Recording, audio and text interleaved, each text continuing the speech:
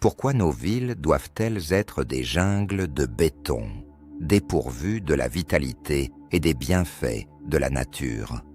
Imaginez des oasis de bien-être en plein cœur urbain. En moins d'un siècle, les villes ont connu une croissance spectaculaire, passant de moins de 30% à plus de 50% de la population mondiale. Cette expansion urbaine a entraîné l'artificialisation des espaces naturels, augmentant la pollution et les émissions de gaz à effet de serre. L'urbanisation rapide exerce une pression considérable sur les ressources naturelles et vivantes, aggravant le dérèglement climatique. Restaurer la nature en ville devient essentiel pour construire la ville durable de demain.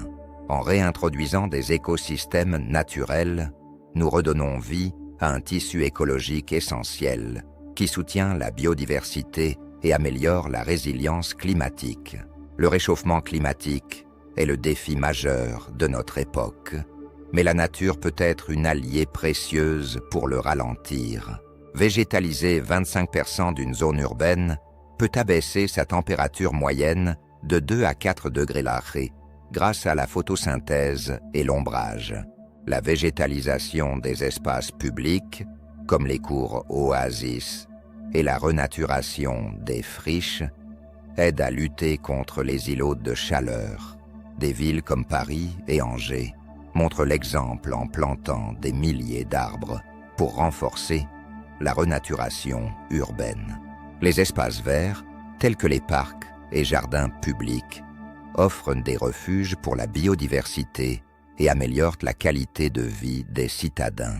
Le jardin thérapeutique de la maison de santé Marie-Galène, à Bordeaux, est un exemple de lieu de ressourcement unique en milieu urbain.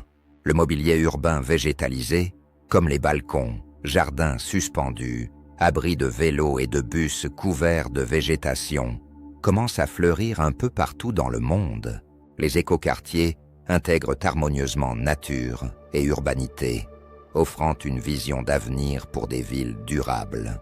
Lors de fortes précipitations, les zones urbaines bétonnées se transforment en pièges à eau, augmentant le risque d'inondation.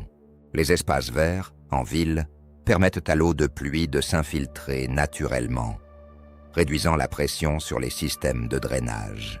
Les jardins de pluie et les bassins d'orage sont des solutions intelligentes pour retenir les déluges lors des intempéries. La pollution atmosphérique est un défi majeur pour les cités durables, causant des millions de décès prématurés chaque année.